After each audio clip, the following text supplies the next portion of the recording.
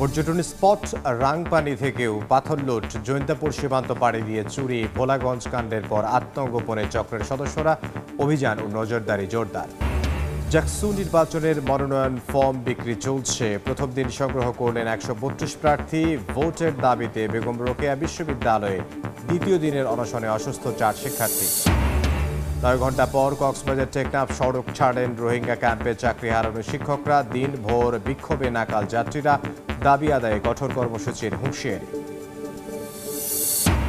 এবং পরিবেশ বান্ধব ও আধুনিক যাত্রী সেবা পেতে যাচ্ছেন শিক্ষার্থীরা। চট্টগ্রাম বিশ্ববিদ্যালয়ে কাল চালু হচ্ছে ইলেকট্রিক কার, প্রথম দিনে চলবে 6টি।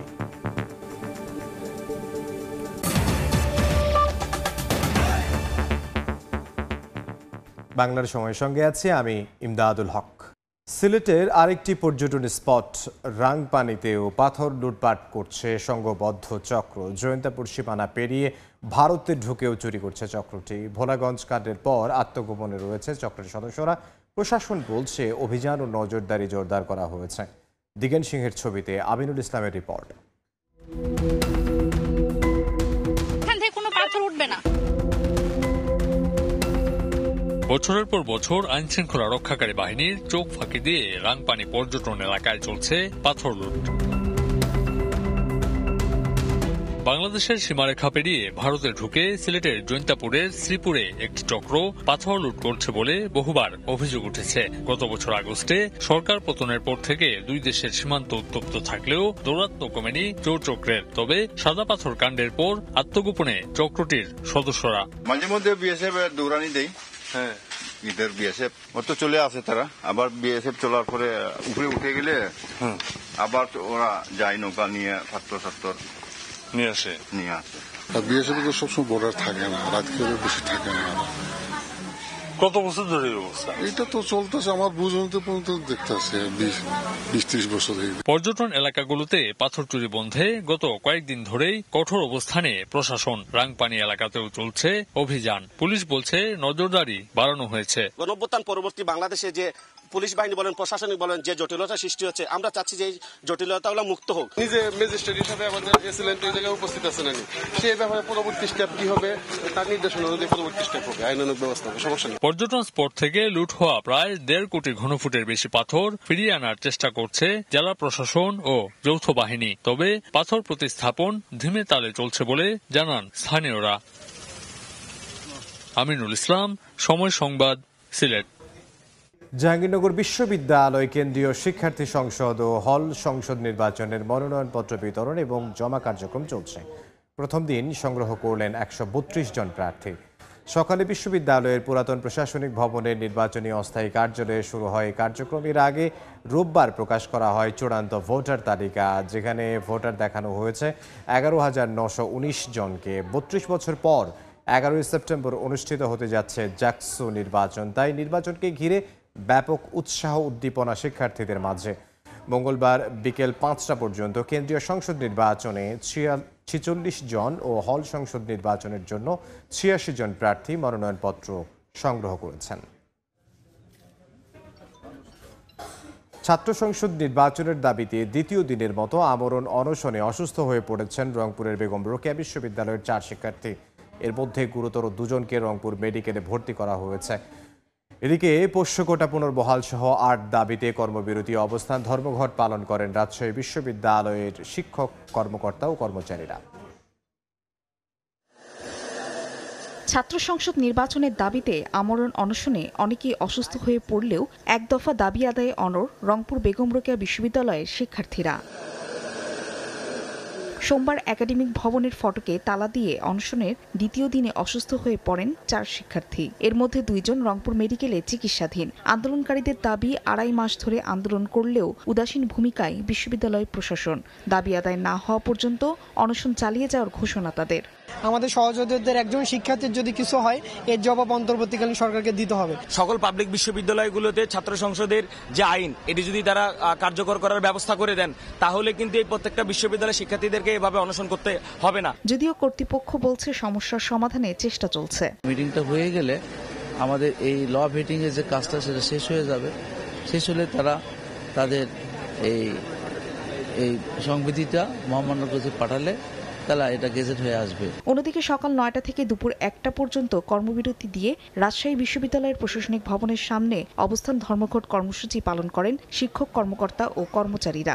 আন্দোলনকারীদের মতে প্রাতিষ্ঠানিক সুবিধা তাদের ন্যায্য অধিকার, তাদের সন্তানেরা সব শর্ত মেনেই বিশ্ববিদ্যালয়ে ভর্তি হয়। এজন্য 5% পোষ্য কোটা পুনর্বহাল, ক্যাম্পাসে নিরাপত্তা নিশ্চিত করা সহ 8 দফা দাবি জানান। আমাদের সন্তানরা অন্যান্য বিশ্ববিদ্যালয়ের নাই, অন্যান্য প্রতিষ্ঠানের নাই, প্রাতিষ্ঠানিক সুবিধা হইতে বঞ্চিত হচ্ছে, তখন স্থগিতকৃত কর্মসূচি আবার পুনরায় আমরা চালু করেছি। আমাদের সকল প্রকার যে প্রাতিষ্ঠানিক সুবিধাগুলো রয়েছে এগুলো দূরীকরণ করার জন্য যে বৈষম্যগুলো রয়েছে এর জন্য আমরা আন্দোলন করছি।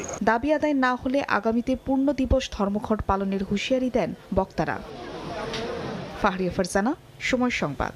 কক্সবাজার টেকনাফ সড়ক অবরোধ করে আবারও বিক্ষোভ করেছেন রোহিঙ্গা ক্যাম্পে চাকরি হারানো স্থানীয় শিক্ষকরা। ক্যাম্পে যেতে দেয়া হয়নি দেশি বিদেশি এনজিও সংস্থার কর্মকর্তাদেরও। তাদের দাবি, প্রশাসন আশ্বাস দিলেও কোনো সমাধান না হওয়ায় আন্দোলনে নামেন তারা। যানজটে পড়েন যাত্রী ও চালকরা। দীর্ঘ 9 ঘণ্টা পর অবরোধ প্রত্যাহার করলে স্বাভাবিক হয় যান চলাচল। ব্যানার হাতে দাঁড়িয়ে রোহিঙ্গা ক্যাম্পে চাকরি হারানো স্থানীয় শিক্ষকরা দাবি আদায়ে সড়ক অবরোধ করে দেন নানা স্লোগান। সোমবার সকালে কক্সবাজার টেকনাফ সড়কের কোটবাজার এলাকায় অবস্থান নেন শিক্ষকরা। আটকে দেওয়া হয় রোহিঙ্গা ক্যাম্পে কর্মরত দেশি বিদেশি এনজিও সংস্থার কর্মকর্তা কর্মচারীদের গাড়ি। শিক্ষকদের দাবি, এনজিওগুলোর কাছে বেতন বৃদ্ধির দাবি তোলায় চাকরিচ্যুত করা হয়েছে। আমাদের 2026 সাল পর্যন্ত অ্যাপয়েন্টমেন্ট দেওয়ার পরেও কেন তারা একদিন আগে আমাদের নোটিশ করতেছে যে আপনারা আগামীকাল থেকে অফিস করতে পারবেন না। ইউনিসেফকে ডিসি তাদেরকে অনেক সময় দিয়েছে, রাজনৈতিক দলদেরকে, আমাদের কোনো সুরাহা হচ্ছে না।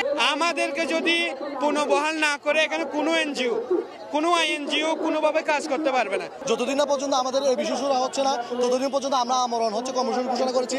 এদিকে বিক্ষোভের কারণে রাস্তার দুপাশে দেখা দেয় দীর্ঘ যানজট। চরম ভোগান্তিতে পড়েন যাত্রীরা। বাধ্য হয়ে অনেকে পায়ে হেঁটে রওনা দেন গন্তব্যের উদ্দেশ্যে। পরিস্থিতি নিয়ন্ত্রণে পুলিশ সুপার ও উপজেলা নির্বাহী কর্মকর্তা ঘটনাস্থলে আসেন। দীর্ঘ 9 ঘণ্টা পর বিকেল 4টার দিকে জনদুর্ভোগ বিবেচনা করে সড়ক অবরোধ প্রত্যাহার করেন তারা। পরে স্বাভাবিক হয় যান চলাচল। ব্লকেট কর্মসূচি শেষ করেছি। আগামীকালকে আমরা কক্সবাজারমুখী, অর্থাৎ এটা হইতে পারে সড়ক আন্দোলন, মানে সড়ক অবরোধ করে হইতে পারে, বা আমরা এর থেকে বড় কোনো সিদ্ধান্ত কালকের জন্য কর্মসূচি হিসেবে আসতেছে। অর্থ সংকটের কারণ দেখিয়ে চলতি বছরের 1 জুন রোহিঙ্গা ক্যাম্পে শিক্ষা প্রকল্পে কর্মরত স্থানীয় প্রায় 1200 জন শিক্ষককে চাকরিচ্যুত করা হয়। তবে রোহিঙ্গা শিক্ষকরা এখনও দায়িত্বে বহাল আছেন। এর প্রতিবাদে 2 জুন সড়ক অবরোধ করে বিক্ষোভ করেন চাকরিচ্যুতরা। পরে প্রশাসনের আশ্বাস দিলেও কোনো সুরাহা না হওয়ায় ফের আন্দোলনে নামেন তারা। সুজাউদ্দিন রুবেল, সময় সংবাদ, কক্সবাজার। পরিবেশ বান্ধব ও আধুনিক যাত্রী সেবা পেতে যাচ্ছেন চট্টগ্রাম বিশ্ববিদ্যালয়ের শিক্ষার্থীরা। কাল চালু হতে যাচ্ছে 6টি ইলেকট্রিক কার। পর্যায়ক্রমে মোট 20টি ই কার ক্যাম্পাসে যুক্ত হওয়ার কথা রয়েছে। পরিবেশ বান্ধব ও আধুনিক যাত্রী সেবা নিশ্চিত করতে চট্টগ্রাম বিশ্ববিদ্যালয়ে চালু হতে যাচ্ছে ইলেকট্রিক কার। সোমবার সকাল 10টায় বিশ্ববিদ্যালয় ক্যাম্পাসে আসে 6টি ই কার। মঙ্গলবার উদ্বোধনের পর শিক্ষার্থীদের সেবা দেবে ই কারগুলো। পর্যায়ক্রমে ক্যাম্পাসে আনা হবে মোট 20টি ই কার। ই কারগুলো সঠিকভাবে সেবা দিলে ভোগান্তি কমবে বলে মনে করেন শিক্ষার্থীরা। সীমিত পরিসরে ভাড়ার মধ্যে যদি আমাদের এজেন্সি থাকে তাহলে আমাদের শিক্ষার্থীদের আর্থিকভাবে কিছুটা সুবিধা পাবো। সিএনজি যেগুলো আছে এগুলা অনেক সময় আর কি বেশি ভাড়া নেয়। দূরত্ব বিবেচনায় বিশ্ববিদ্যালয়ের অভ্যন্তরে পরিবহনগুলোতে সেবা নেয়ার ক্ষেত্রে 5 থেকে 20 টাকা পর্যন্ত ভাড়া গুনতে হবে। দ্রুত কোনো সমস্যা হলে সলভ করার জন্য একজন নিজস্ব টেকনিশিয়ান থাকবে অলরেডি। শিক্ষার্থীদের যাতায়াত ভোগান্তি দূর করতে চায়না থেকে ই কারগুলো আনা হয়েছে। ই কারের ভাড়ার ব্যবস্থাপনাটা আমরা একটি অটোমেশনের মধ্যে নিয়ে আসবো। তাদেরকে কিছু কার্ড প্রোভাইড করা হবে এবং যেখানে যেন তারা বাংতি টাকার কোনো হ্যাসেল যেন না হয়। শাটল ট্রেন যখন আসবে তখন যদি ওখানে 10টা ই কার দাঁড়িয়ে থাকে, নামায় দিয়ে আবার চলে যাবে, তাহলে ছাত্রদের কত সুবিধা হবে। গত মে মাসে সমাবর্তনের দিন ক্যাম্পাসে পরীক্ষামূলকভাবে 2টি ই কার প্রদর্শন করে প্রশাসন। সময় সংবাদ, চট্টগ্রাম। বাংলার সময় আরো থাকছে। হিলি স্থলবন্দর দিয়ে ভারত থেকে চাল আমদানি করে বিপাকে ব্যবসায়ীরা। শুল্ক জটিলতায় 5 দিন ধরে খালাসের অপেক্ষায়। 2700 মেট্রিক টন শুল্ক প্রত্যাহার দাবি। চট্টগ্রামে যাত্রী বেশে উঠে চালককে ছুরিকাঘাত করে ছিনতাই করে সিএনজি অটোরিকশা, পরে যন্ত্রাংশ আলাদা করে বিক্রি করে সংঘবদ্ধ চক্রটি। জড়িত ৩ সদস্যকে গ্রেফতারের পর এ তথ্য জানিয়েছে পুলিশ। চট্টগ্রাম কোতোয়ালি থানা পুলিশের হাতে গ্রেফতার এই তরুণরা বিভিন্ন ধরনের গাড়ির বিষয়ে বিশেষভাবে অভিজ্ঞ, আর এই অভিজ্ঞতাকে কাজে লাগিয়ে নগরীতে সিএনজি অটোরিকশা ছিনতাইয়ের একটি শক্তিশালী সংঘবদ্ধ চক্র গড়ে তোলে তারা। চক্রের এক সদস্য গত রোববার ভোররাতে নগরীর বংশাল থেকে যাত্রী বেশে উঠে এক অটোরিকশায়। পূর্ব পরিকল্পনা অনুযায়ী গন্তব্যস্থান জলিলগঞ্জে তার ৩ সহযোগী ওত পেতে ছিল। অটোরিকশাটি সেখানে পৌঁছানোর সঙ্গে সঙ্গে চালক মনিরকে ছুরিকাঘাত করে তার মোবাইল ফোন ও নগদ ১০,০০০ টাকা সহ সিএনজি অটোরিকশাটি ছিনিয়ে নিয়ে পালিয়ে যায় চক্রটি। আমাকে মাইকদৌর করছে, আমার পকেটে টাকা ছিল, মোবাইল ছিল, লাইসেন্স ছিল, গাড়ির ডকুমেন্ট ছিল, হ্যাঁ এরা সব এগুলো নিয়ে গেছে। এরা আমার গাড়ি নিয়ে গেছে, বলছে গাড়ি এখানে থাকবে, সকালবেলা টাকা ২০,০০০ নিয়ে আসবি, তার ভিতরে তোর গাড়ি নিবি। অভিযোগ পেয়ে অভিযানে নামে কোতোয়ালি থানা পুলিশ। এ সময় বিভিন্ন তথ্য ও সিসিটিভির ফুটেজ বিশ্লেষণ করে আটক করা হয় চক্রের ৩ সদস্যকে এবং উদ্ধার করা হয় ছিনতাই হওয়া সিএনজিটি। পেশাদার গাড়ি ছিনতাইকারী এই চক্রের সদস্যদের প্রত্যেকের বিরুদ্ধে বিভিন্ন থানায় এর আগেও মামলা রয়েছে বলে জানায় পুলিশ। আমরা যে ৩ জন আসামি ধরেছি ৩ জনেরই আগে থেকেই মামলা আছে এবং বোঝা যাচ্ছে যে এরা পেশাদার ছিনতাইকারী, এটার সাথে জড়িত স্বীকারও করেছে এবং তাদের দেখানো মত অনুযায়ী আসলে সিএনজিটা উদ্ধার হয়েছে। চক্রের অন্যান্য সদস্যদের গ্রেফতারের অভিযান অব্যাহত রয়েছে বলে জানায় আইন শৃঙ্খলা রক্ষাকারী বাহিনী। ফেতলিপি, সময় সংবাদ, চট্টগ্রাম। ঝিনাইদহ জেলা আওয়ামী লীগের সভাপতি ও সাবেক সংসদ সদস্য শফিকুল ইসলাম অপুর 2 দিনের রিমান্ড মঞ্জুর করেছেন আদালত। দুপুরে জেলার সিনিয়র জুডিশিয়াল ম্যাজিস্ট্রেট আদালতের বিচারক এ আদেশ দেন। পুলিশ জানায়, রোববার রাতে রাজধানীর ধানমন্ডির বাসা থেকে শফিকুল ইসলাম অপুকে গ্রেফতার করা হয়। পরে তাকে গত বছরের 4 আগস্ট ব্যবসা প্রতিষ্ঠান ভাঙচুরের ঘটনায় সদর থানায় দায়ের করা একটি মামলায় 5 দিনের রিমান্ড আবেদন করে পুলিশ। শুনানি শেষে 2 দিনের রিমান্ড মঞ্জুর করেন আদালত।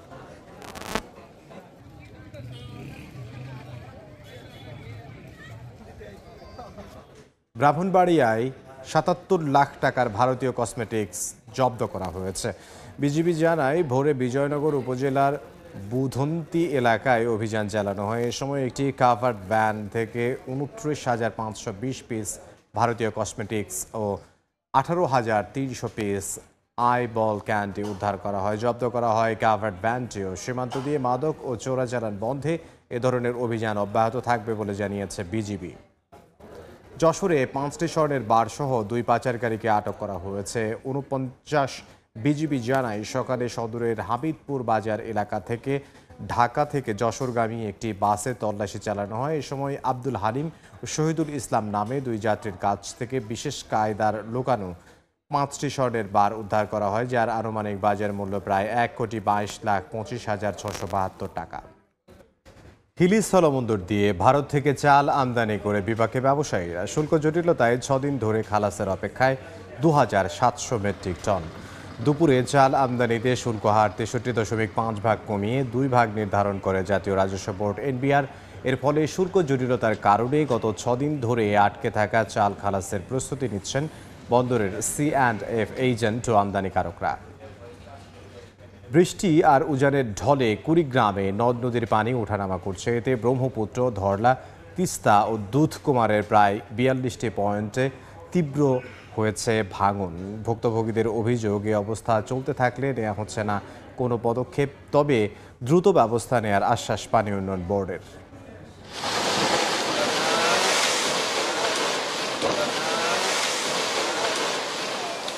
চোখের পলকে বিলীন একের পর এক ভিটেমাটি, ঘরবাড়ি সহ শেষ সম্বল সরিয়ে নিচ্ছেন নদী পাড়ের অসহায় বাসিন্দারা।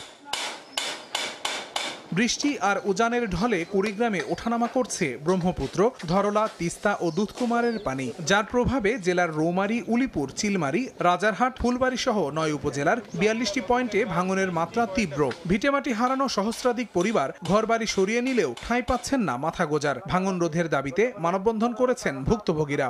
নদীর এইরকম ভাঙনই শুরু হয়ে গেছে, বাড়িঘর সর এখনো কুল পাইতেছি না, যেটা ধরি সেটা ভাঙে নিয়ে যায়। আমার বুদ্ধি নেই, পয়সা নেই, যাই করি ভাঙলে তো আর আমাদের দিশেই নেই। দ্রুতভাবে সরকারের কোনো একটু ব্যবস্থা নেওয়ার জন্য অনুরোধ করছি।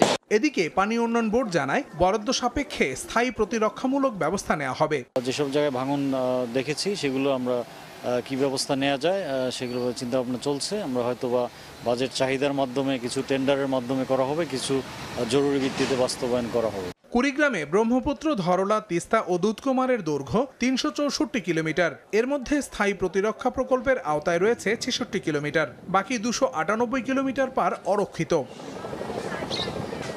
সময় সংবাদ, কুড়িগ্রাম।